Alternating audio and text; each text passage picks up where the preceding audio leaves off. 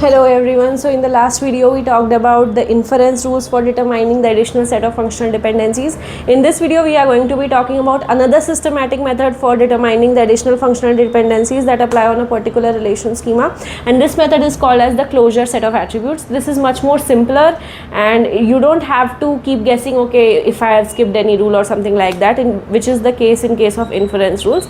So this method is better.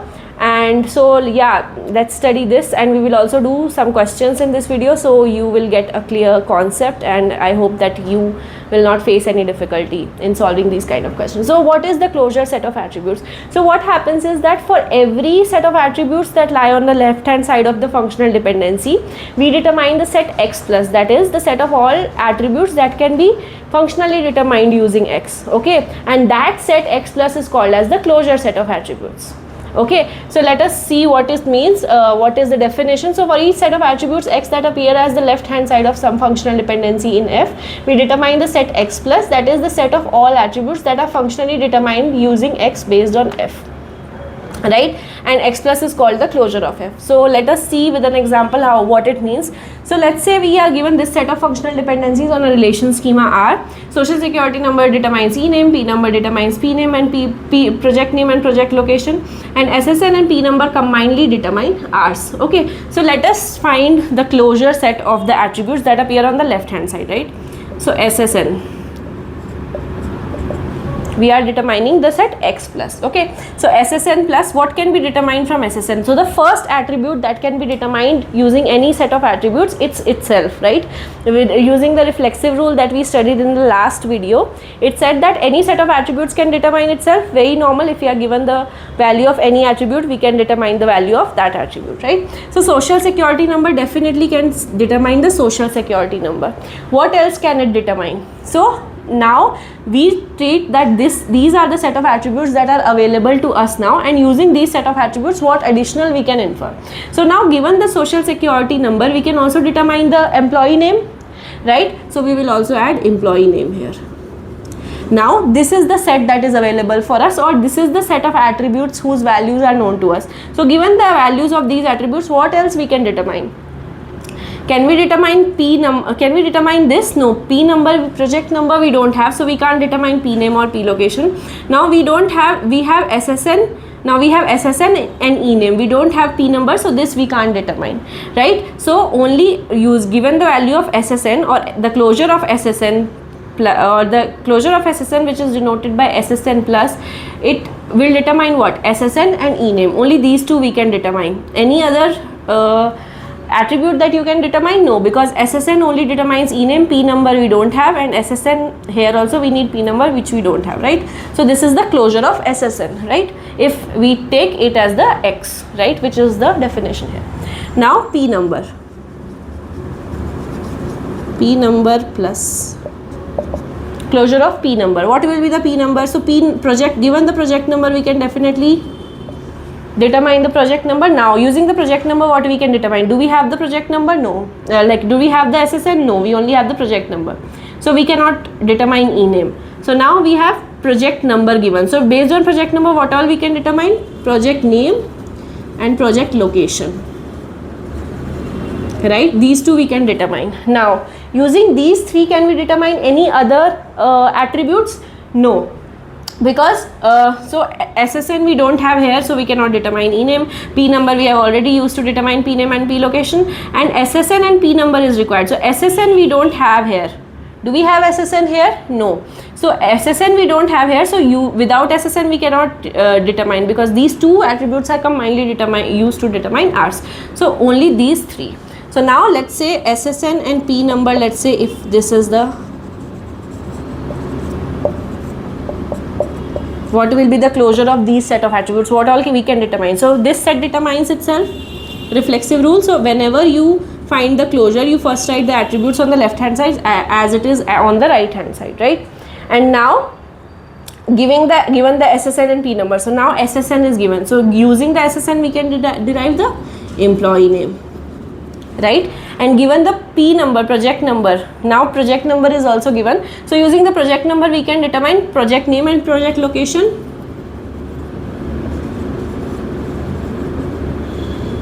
Okay, and now we are given all of this. Now SSN and P number is required. SSN and P number we have both, so we can also determine the Rs.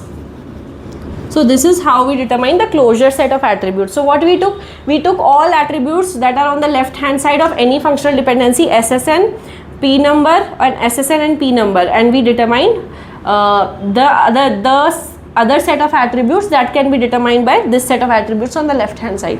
So what are we essentially doing is we are essentially using we are essentially finding out what all attributes can be determined using these two attributes. Using the left hand side attributes, what additional attribute values we can determine. So that is the closure, right? Those attributes plus what else we can determine, right? So this is used to determine additional functional dependency. For example, now if we see using SSN and P number, Rs we can determine, right? This is already given. But can we say that using SSN and P number, we can also determine E name, or let's say P name and P location? Can we say that? Yes, we can say that, because given SSN and P number, the closure contains these two, P name and P location. So given these two, definitely we can determine this. So this is an additional functional dependency that also exists in F, that is not explicitly specified, but we can figure out using this particular method, that is the closure set of attributes, right? So this process is used to infer additional set of functional dependencies. We are also going to be doing other the set of questions that are required, and also it is used to determine the candidate key or the super key or the key for the relation schema itself. Okay, so we'll also do those examples, and yeah, let's move on to the next question and see how it happens. Okay, so now this is the question that was asked in GATE 2021. It is a multiple selection question. So what is it asking? It has given a set of set of functional dependencies that hold on the relation schema. Okay, so relation schema name is U. Suppose the following FDs hold on relation schema U with attribute PQ, RS and T, and these two functional dependencies hold. Now it is asking which of the following FDs can be inferred from the above FDs. So this question is very straightforward when we use this method. So what do? We find the closure of everything on the left hand side and we examine each option one by one. So it is saying what additionally can be inferred. Okay, so let's say first options let's examine. So what you do, you find the closure of PS. Given the value of P and S, can you determine the value of T? That is what it is asking. So given the value of P and S, let's find out what all we can infer from P and S. Okay, so given the value of P and S, what we can determine P and S. Okay, reflexive rule, whatever is the set of attributes given, we can definitely determine that. Now given the value of P and S, what we can determine? Now here if you see, P can determine Q and R. P can determine Q and R, so you can add here. Now this is the set that we have, or this is the set of attributes that we have already determined. Now given this particular set, can we infer any more attributes? Given now we have P gives Q and R. Now P, Q, RS, everything we have. So RS gives T. Do we have R? Yes. Do we have S? Yes. So RS determines T. So T also can be determined, right? So all these attributes can be determined, right? Now P, S, Q, R, T. Any other functional dependencies cannot be inferred because P gives Q, R. We already have RS gives T, right? So we have all of it, right? So PS gives T. Definitely it can be inferred. Since PS closure of PS includes T, we can say that PS can determine T. PS can uniquely determine T, right? So now we can say that this is an additional functional dependency that can be inferred from the given functional dependency. Okay, so given the value of PS, we can determine everything. We can determine everything. We can determine P, S, Q, R, T, everything. So definitely we can determine T, right? Now what is the second question? PS, second option says PS determines Q. Now PS, already we figured out what it is. P, S, Q, R, T. Already PS can determine all of it. So definitely PS can determine Q because Q lies in the closure of PS. So whatever lies in the closure, that we can determine. Okay, so that is how additional functional dependencies we can determine using the closure set of attributes. Now it is saying can P determine R. Now we have to find the closure of P because it is asking what can P determine. Can P determine R? Let's see. So whatever it is in closure, that P can determine. Okay, so P. P can determine Q and R, right? P can determine Q and R, right? Anything else that P can determine? P can determine Q and R. Now for this functional dependency to be determined or to be used in this particular closure, we also need to have S. Do we have S? No. So this we cannot infer, T we cannot infer, right? So this ends here. So P plus includes P, Q, R both. So P plus definitely P, given the value of P we can definitely find out R, so P can determine R. This is also true, this is also true.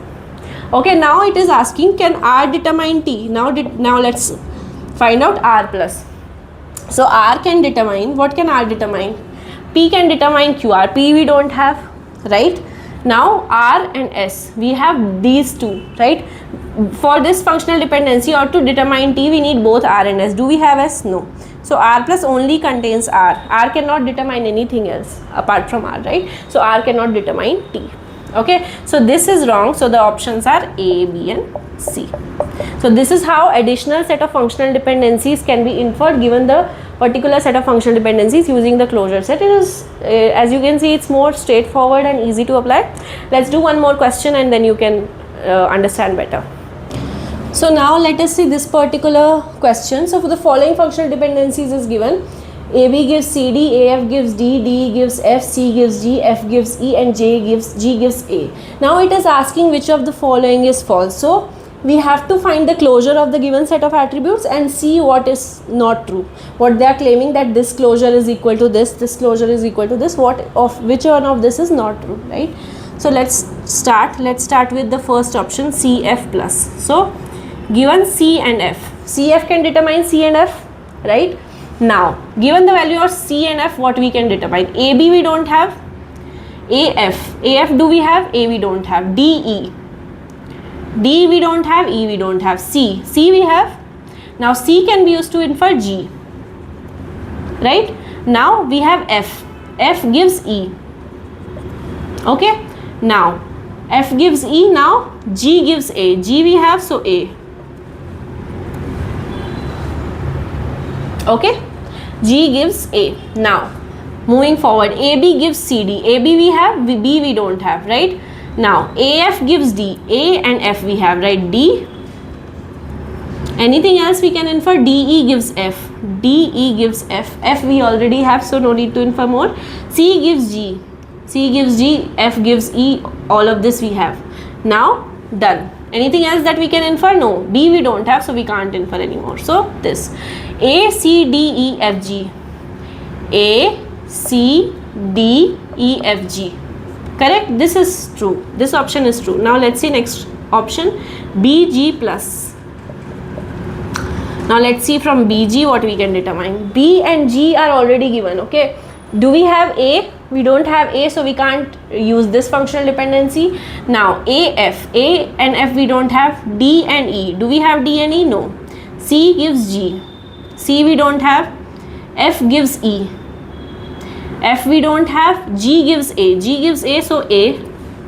Okay. Now AB gives CD, A, B we have, so CD we can infer from here. AF gives D, F we don't have. DE gives F. Do we have E? No. D we have, E we don't have. C gives G, C we have, G. Okay. Now F gives E, F we have, no. G gives A. We have to keep repeating the cycle until no more additional attributes can be inferred. Okay. Now F gives E, F we don't have. G gives A we have already. AB gives CD. Now it will repeat. Okay. So B. So what does it say? VG plus A, B, C, D, G. A, B, C, D, G.